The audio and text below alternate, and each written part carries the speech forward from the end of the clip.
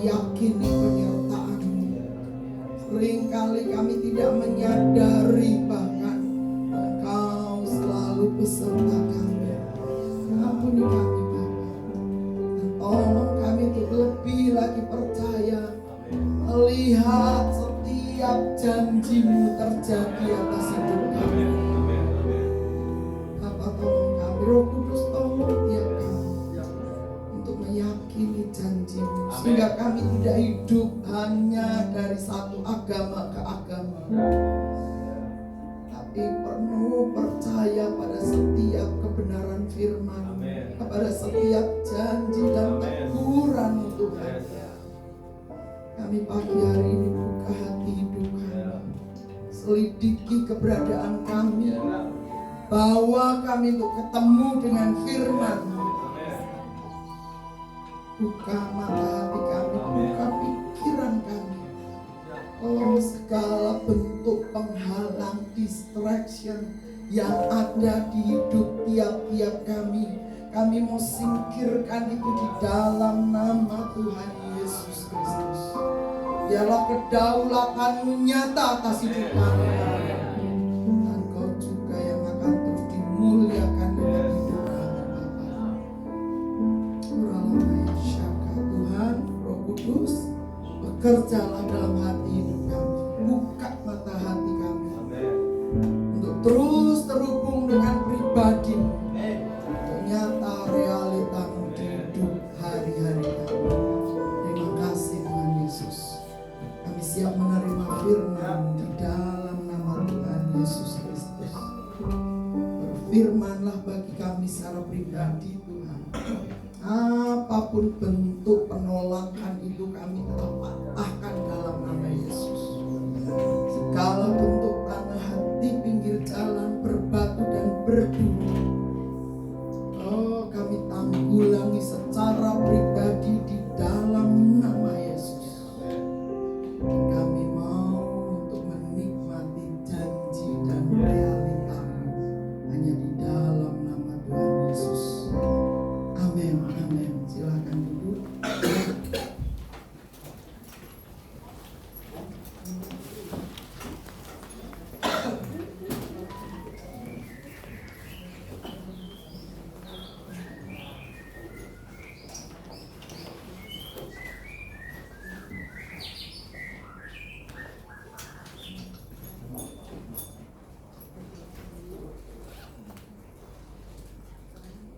Shalom Bapak Ibu. Shalom.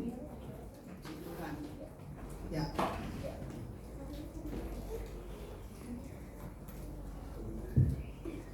Gue ngetes aja. Minggu lalu firman Tuhan tentang apa? Minggu kemarin pas saya nggak ada. Halo, Ali. Sok segera mendial Pak Steven memang, tapi temanya apa dong? Ayo. Lo kamu Yuto. Apa Cik Sarah? Lu mampu itu Mas Priya harus buka-buka lu. Sebentar lu buat tapi bener kok orang. Ayo, saya gurih-gurih jawab. Ada di sini yang kemarin bolos? Ada. Oh, lah sopo? Oh. Ya wis gak tak tekoni, Bu. Tapi besok lagi tekon Budi Ratmi ya. Dan Budi Ratmi mencatat dengan baik, mengingat dengan baik, sehingga ketika ditanya gak lali. Ayo yang muda-muda. Ayo loh. Waduh, aku ketok ya.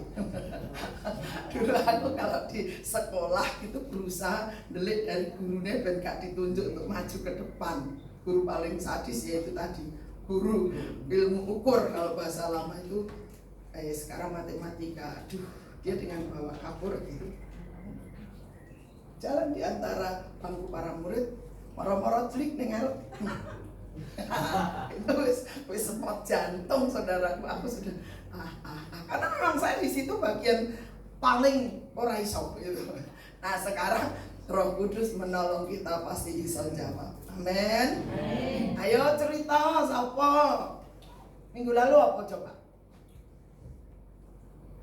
Masak apa kayak Elin tuh? Boleh angkat tangan. Aja lah yang Mas Atak mesti jelas itu. Tapi ya burung tentu. Saya lewatkan dulu. Ayo yang lain, Pak Eko. Wis ngaruh ngetok. Berarti kan siap jawab ya Pak Yu. Siap, silahkan. Minggu lalu apa Pak? Aja guyu setan. 14 Tentang kesetiaan. Ayo yang lain. Bu Ibu. Kecuali Buddha. Saya bolos. Ayolah, itu pengulangan toh, pengulangan minggu yang dulu itu pernah. Ayo Pak Steven tentang, kalau saya tidak salah karena saya sudah recommendedkan yang pertama. Oh yang ketiga, oke. Nah yang mana ben bagus saya sih jawab. Oh bagus. Perubahan paradigma konsep pikir. Ayat jujur ngaku. Perubahan paradigma. Saya sih rekomendasikan yang pertama ciptaan baru. Tujuannya adalah supaya kita lebih dikuatkan dengan pemahaman bahwa kita ini ciptaan baru. Karena seringkali ayat itu hanya ya sekedar hafal gitu. Padahal yang sebenarnya dan seharusnya adalah kesadaran sebagai ciptaan baru itu sampai kepada meliputi semua aspek hidup kita. Amin. Sebagai ciptaan baru yang dulu tuh sudah berlalu, yang lama sudah berlalu dan yang baru sudah datang.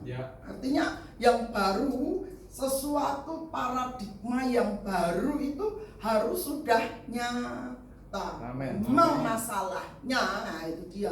Masalahnya kita masih pakai tubuh yang lama, sehingga perlu penyelarasan. Yang lama itu harus pelan tapi pasti mulai dibuang, ganti dengan firman Tuhan. Itu harus Bapak Ibu, karena kita menyadari sebagai ciptaan baru tidak bisa terus menerus kita pakai paham yang lama. Mungkin tubuh kita masih tetap yang lama, it's okay, nggak masalah. Yang masalah adalah jalan berpikir kita, paradigma kita, perspektif kita yang harus terus diselaraskan. Amin. Dengan apa? Dengan kebenaran firman. Makanya firman itu adalah mutlak, punya posisi tertinggi di hidup kita masing-masing. Apa semudah itu? Mungkin tidak. Karena yang namanya Roma 12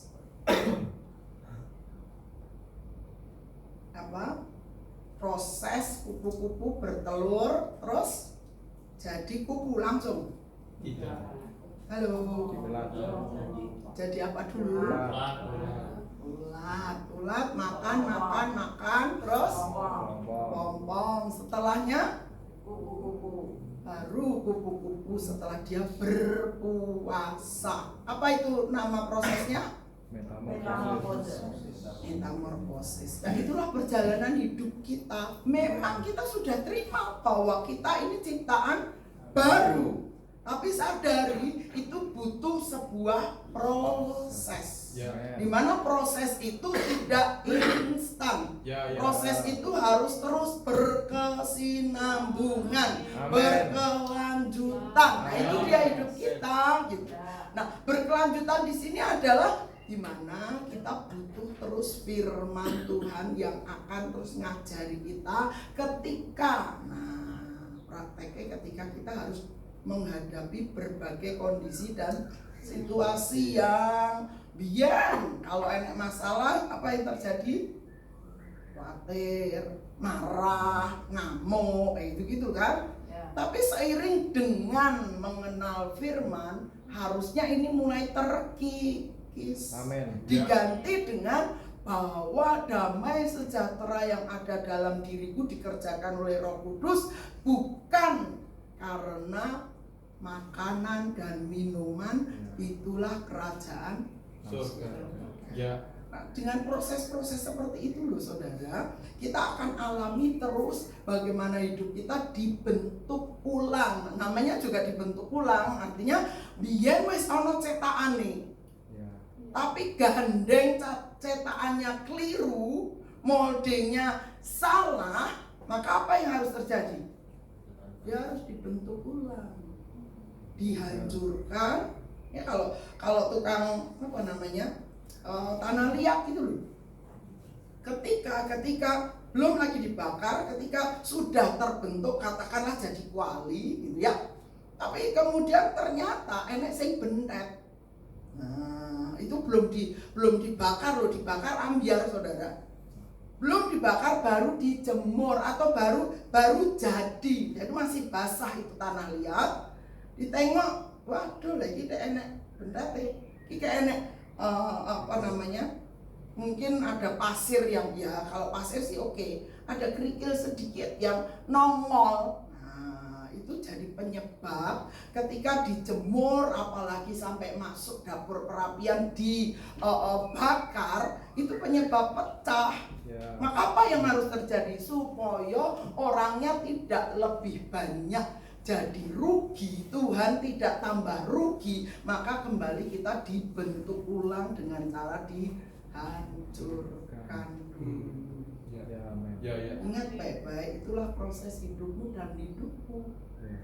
Memang nggak enak dibentuk ulang itu saudara, tapi percayalah pada satu titik saudara akan menyadari memang aku butuh hidupku tuh dibentuk ulang.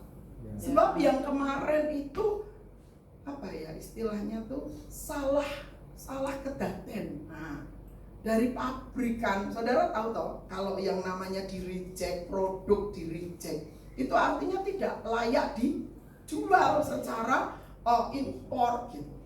Ekspor apa impor boy itu seperti itu, tidak layak, makanya dia reject dari pabrikan, paling didol ning nggone cendana gaji murah, ndak seperti yang harusnya standar harga jualnya, ndak sampai segitu. Nah, hidup kita ini sedang dalam proses dibentuk ulang.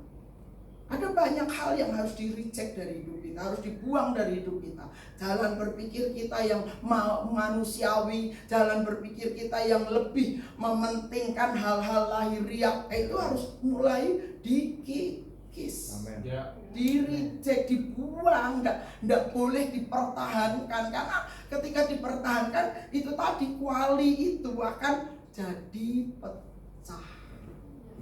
Dan saudara kalau belajar dari tukang periuk, puji Tuhan saya dulu kecilnya pernah tinggal di daerah, ya kalau saya liburan di tempat keluarga saya di Kendal sana, ada tetangga yang bikin kayak gitu. Jadi dari situ loh saya lihat terekam dalam pikiran saya sesuai dengan apa yang firman Tuhan ajarkan. Kala itu saya belum kenal firman. Jadi bagaimana sebelum menyiasati, sebelum rugine luwih akeh gitu kan. Ya kalau sudah dibakar butuh bahan bakar toh gitu.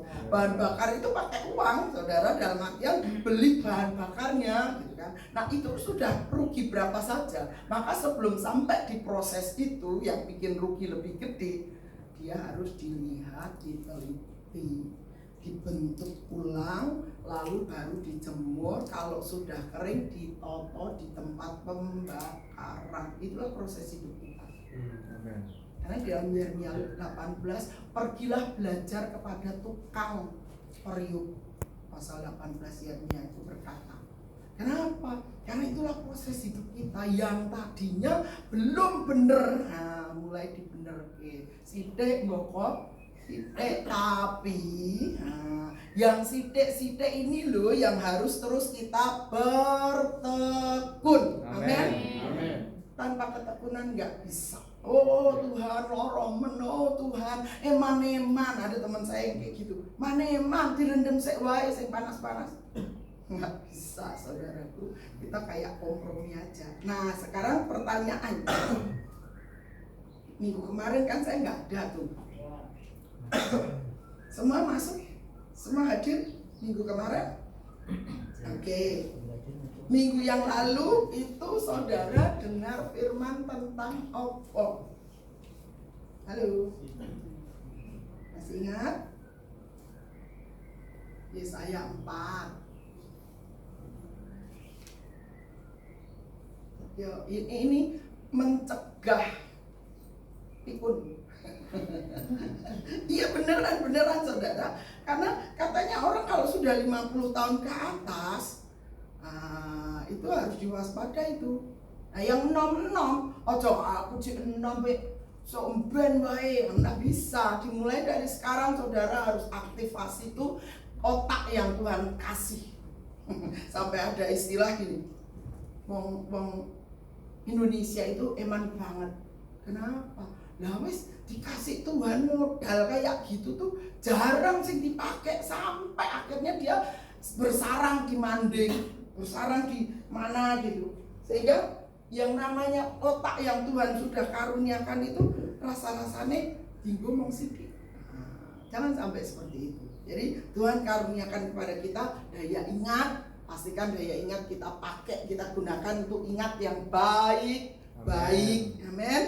Jangan yang tidak baik mesti terus dikenang-kenang terus, diingat-ingat terus sampai hatinya tambah seloroh. Wah, itu cilok awake dhewe. Ya. Jadi pasal yang keempat, Yesaya ayat berapa? 2. Salah. Ya mulai ayat 2, tapi pokok bahasan adalah ayat yang keempat. Ya memang mulainya ayat 2, tapi titik tolaknya atau tekanannya ada di ayat keempat. Yuk kita baca bareng-bareng 2, 3. Apabila Tuhan telah membersihkan kekotoran putri Sion dan menghapuskan segala noda darah Yerusalem dari tengah-tengahnya dengan roh yang mengadili dan yang membakar. Ada 2 hal yang perlu kita perhatikan, dengan roh yang mengadili dan membakar. Apa kuwi? Kan pastinya seperti itu. Maka yang bicara tentang roh yang mengadili itu menurut catatan yang saya terima adalah tentang firman yang membongkar atau mengekspos hal-hal yang bicara tentang sikap hati, paradigma, dasar keyakinan yang tidak tepat untuk diselaraskan dengan firman Tuhan. Itu tadi yang saya bilang, itu proses hidup kita bermetamorfosis. Dari yang gak tahu apa-apa tentang maunya Tuhan, firmannya Tuhan, mulai nyadar lewat roh yang mengadili tadi, yaitu bagaimana pada satu titik ketika engkau mendengar firman disampaikan, tiba-tiba Roh Kudus bicara, Roh Kudus memperingatkan, ingat, itu firman Tuhan yang mau meluruskan jalan berpikir kita. Amin. Itulah roh yang mengadili. Ada hal-hal yang belum pas, ada hal-hal yang belum akurat dalam pikiran kita, dalam jalan keputusan kita, dasar keyakinan kita. Ketika kita dengar firman, itu waktunya kita menyelaraskan. Amin. Menyelaraskan apa? Jalan berpikir kita dengan firman kebenaran. Tujuannya apa? Supaya kita ini punya keputusan yang tepat seperti yang Bapak mau. Amin. Ya. Engkau tidak lagi melihat sesuatu masalah, kasus atau apapun itu dengan jalan berpikirmu yang dulu. Ya. Tapi mulai nyadar, oh ternyata itu toh maksud Tuhan. Nah, seperti itu loh yang Tuhan mau. Sehingga kita ini tidak lagi mengandalkan ilmu kah? Ya ilmu psikologi gitu, itu bukan acuan kita. Acuan kita harus tetap firman, nggak boleh enggak. Yang namanya psikologi itu memang disinaoni ya, ada sekolahnya. Tapi bukan itu acuan hidup kita. Acuan hidup kita adalah apa kata firman, apa kata Tuhan. Itu yang harus jadi acuan dalam hidup kita. Amin. Jadi Bapak Ibu, itulah roh yang mengadili.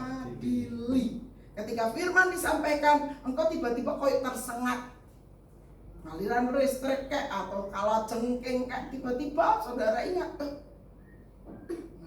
ada sesuatu yang mengoreksi hidup kita, jalan berpikir kita, dasar keyakinan kita. Ayo responi itu dengan tepat guna. Supaya firman itu tidak mubazir. Ada firman anugerah, firman mengadili, firman menghakimi.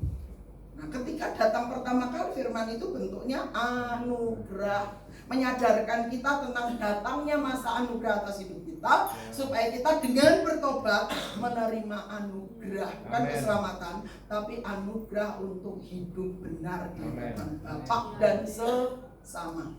Lanjut ya, dengan roh yang mengadili dan yang membakar. Nah, roh yang membakar itu bicara tentang pekerjaan Roh Kudus yang menyingkapkan tentang pemahaman yang akurat dan mengimpartasikan kehidupan ilahi yang terdapat dalam firman. Sementara doa tadi penyembahan, tiba-tiba saja Tuhan bicara pada saya bahwa di dalam firman ada hidup, dan hidup itu adalah terang bagi manusia. Masih ingat di mana ayat itu? Yohanes 1. Yes, ayat 1-5. Jadi saudaraku, firman, di dalam firman yang engkau terima, engkau dengar, itu ada hidup.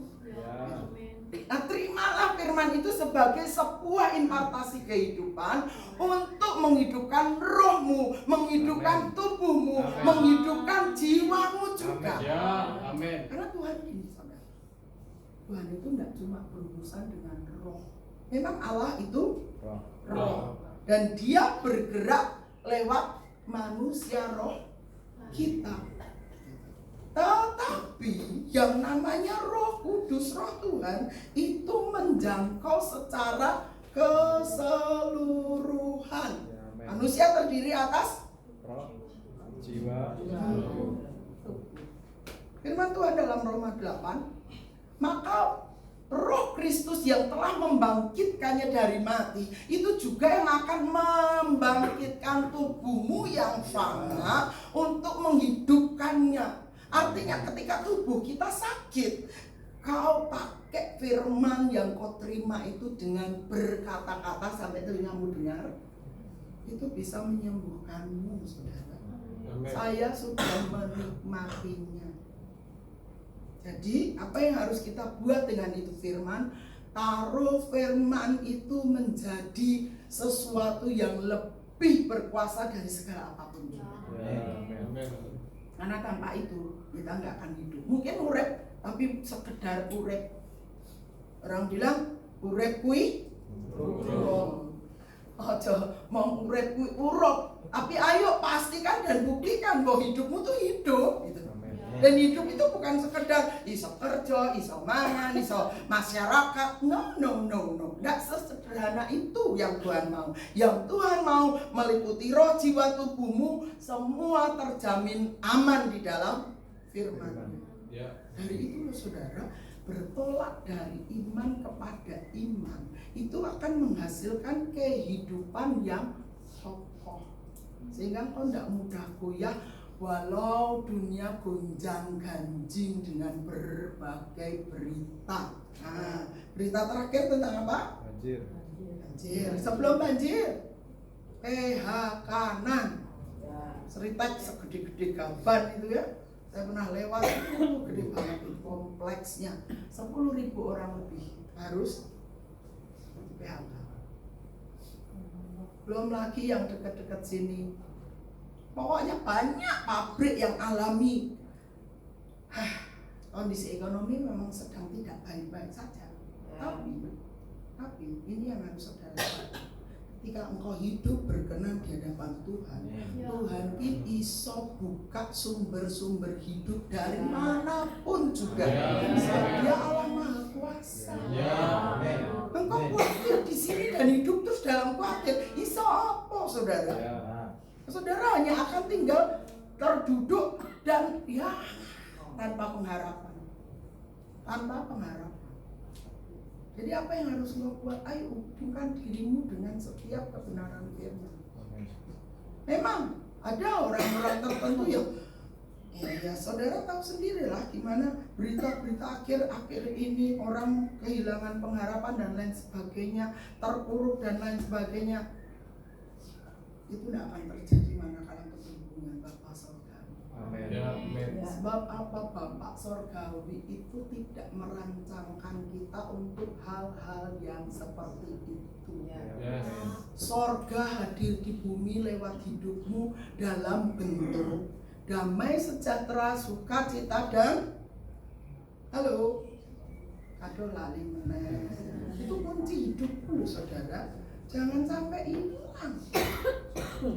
Sorga itu di muka bumi sudah terjadi di hidupmu dalam bentuk damai, sejahtera, sukacita, dan kebenaran oleh Roh Kudus. Tanam kuat-kuat dalam rohmu, dalam jiwamu. Karena tanpa itu saudara akan limbung kayak kebanyakan orang. Ya sorry ya, sebagai perempuan, harga-harga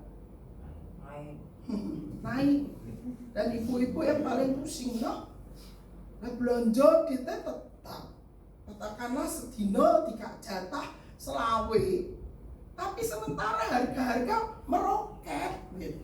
Saudara nggak bisa, Pak tambahi, pas ya. Apa yang harus kau buat? Berhubungan dengan Bapak Sorga, sehingga Tuhan bisa memberkati yang kurang jadi cukup.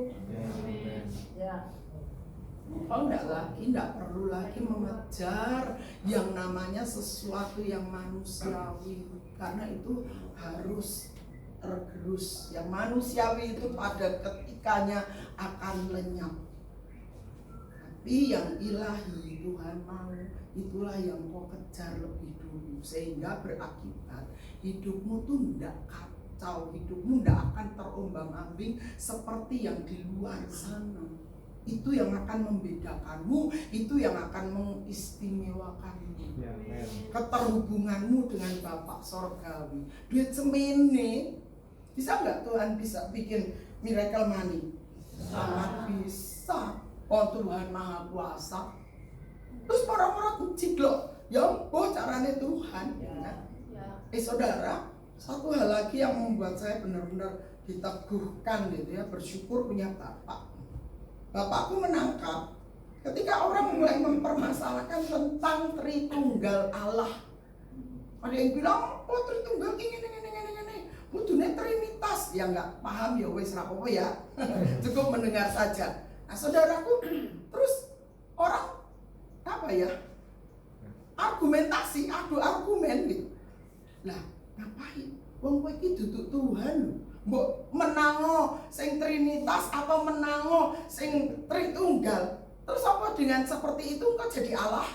Engkau paham bener Allahmu gitu kan? Kalau ditanya diwalik kayak gitu, manusia bisa apa? Kalau mereka ciptaan, sekedar ciptaan, arep nyelami pikirannya Tuhan, mokal, mustahil, sesuatu yang tidak. Mulanya satu modal kita mudah kok saudara. Apa saudara? Percaya, itu saja. Wes itu mencukupi semuanya. Orang nggak usah sibuk-sibuk, bingung-bingung. Penting saudara percaya janji firman Tuhan. Oke, kita lanjut sekarang berikutnya. Bagaimana tujuan Tuhan dalam hidup kita? Yaitu yang pertama, setelah tadi ada tentang roh yang mengadili dan yang membakar, maka sesungguhnya Tuhan mau kita bertumbuh dalam pengenalan yang akurat. Ingat ya, pengenalan yang akurat akan Tuhan. Hidup hanya dari firman, dan Tuhan selalu memberikan yang baik. Artinya kembali seperti saya tegaskan tadi, nggak ada kata-kata lain kecuali percaya. Ya. Kalau engkau benar-benar bulat, dalam bahasa Jawa itu dibilang percayane golong gilik bunder ser. Gak enek apa ya?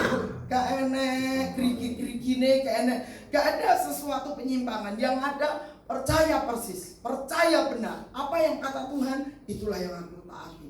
Nah, ketika kita sampai di titik ini, saudara, kita tidak akan hanya mengalahkan segala bentuk sakit penyakit. Karena firman Tuhan katakan imanmu mengalahkan dunia. Ya.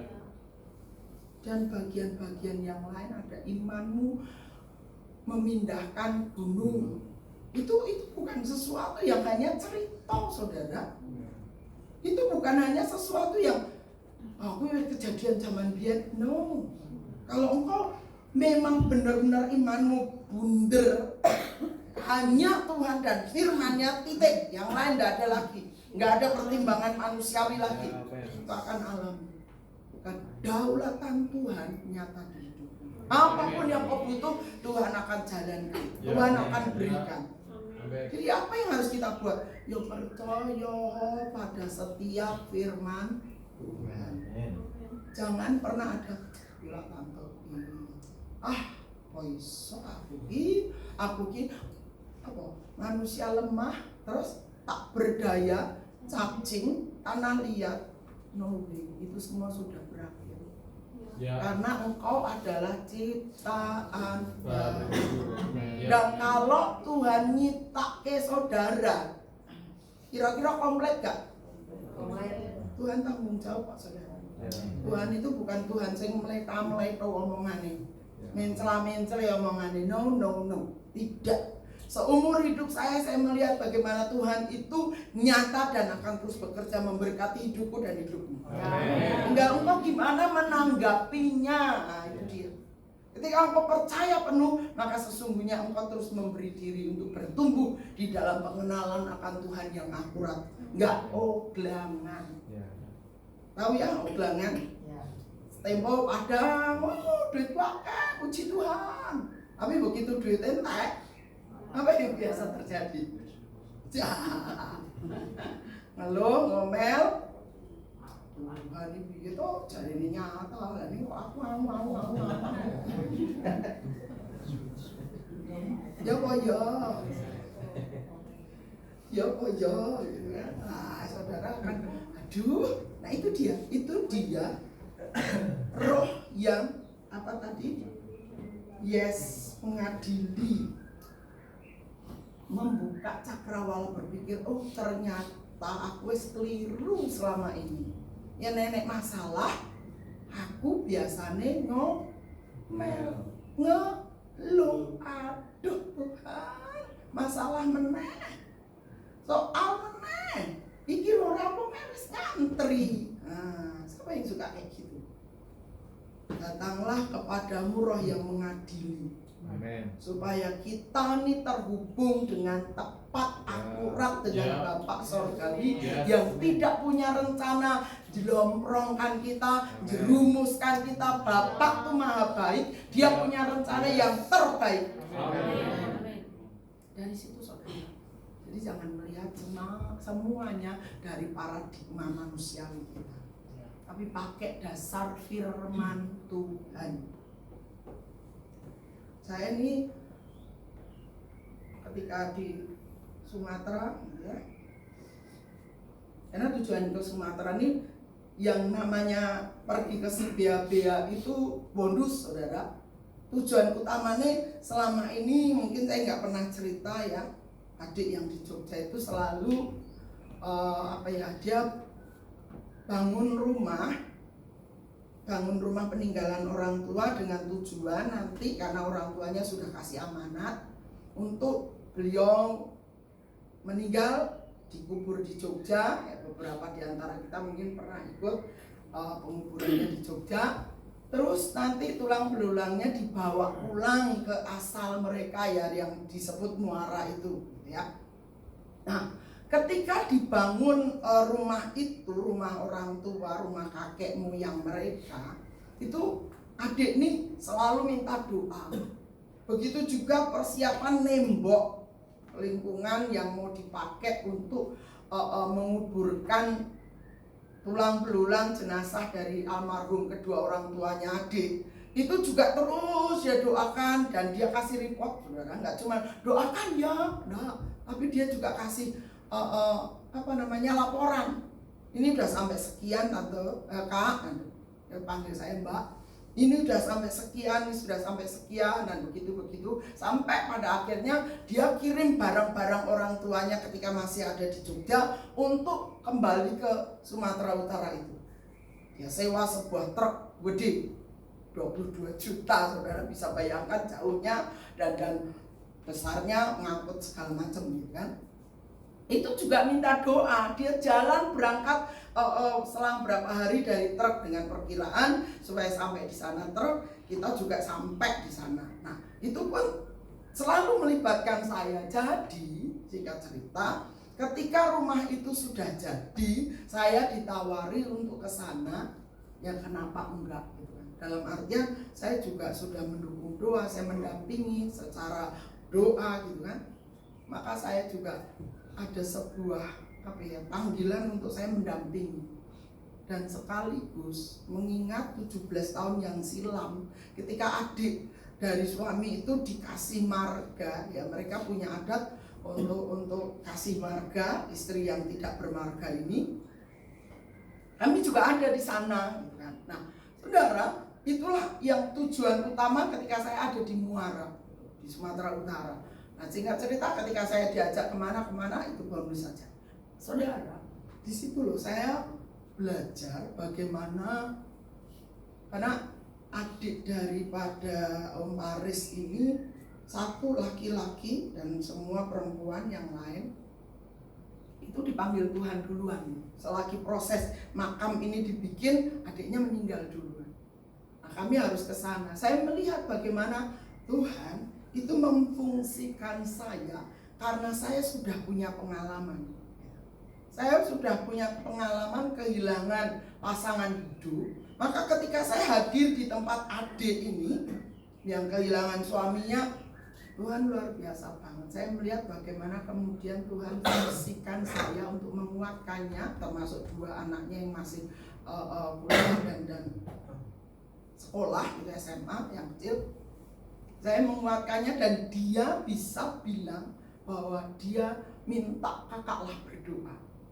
Nah, saudara, di situ saya menyadari bahwa itulah fungsi hidupku yang lebih lagi. Enggak cuma ngajari jemaat untuk seperti ini, enggak cuma untuk menolong jemaat, tapi pada satu titik Tuhan juga bawa saya untuk berfungsi menolong yang lain. Nah, saudaraku, mungkin peranmu hanya seorang PNS, posisimu, tapi pastikan engkau tuh berfungsi sebagaimana yang bapakmu cita-citakan, sebagaimana yang bapakmu tuh rancangkan. Ya, saudara bisa bayangkan loh, jam 1 pagi dini hari dari Muara itu kami berangkat ke Medan, itu butuh waktu 5-6 jam. Itu dini hari, makanya ada foto saya di Parapat, kami pernah singgah, dan kemarin itu juga singgah tapi tidak pakai nginep, cuman ngopi di pinggir danau. Itu tuh dini hari gitu. Sampai di Medannya sudah terang benderang. Saudaraku, saya menikmati apa sih? Bukan menikmati apa-apanya, tapi lebih karena penyertaan Tuhan. Sampai adik tuh heran-heran, Mbak ini menolak tua katanya. Ya semua berkat Tuhan gitu. Dia lihat saya berambut putih, tapi kok jalannya iso gitu ya. Padahal saudara tahu sendiri dong gitu, bahwa bagaimana jalan saya pada waktu beberapa saat yang lalu itu ya seperti itulah gitu kan. Tapi puji Tuhan, saya memberi diri untuk berfungsi. Saya tidak mikir diri saya. Kalau mikir diri saya akan bilang, aduh, piye carane? Enggak. Nah, pastikan saudara punya hati untuk orang lain. Mereka menunggu saudara. Ingat, saudara itu bawa orang dan hidupmulah terang itu sendiri. Amin. Saudara adalah garam dunia yang dibutuhkan oleh mereka-mereka yang sudah tawar. Apa yang kau bisa buat? Ayo lakukan. Sehingga hidupmu tuh bermanfaat, berdampak, gak sekedar gitu. Saya suka lihat statusnya Pak Polisi. Saya lihat bagaimana fungsinya Pak Polisi.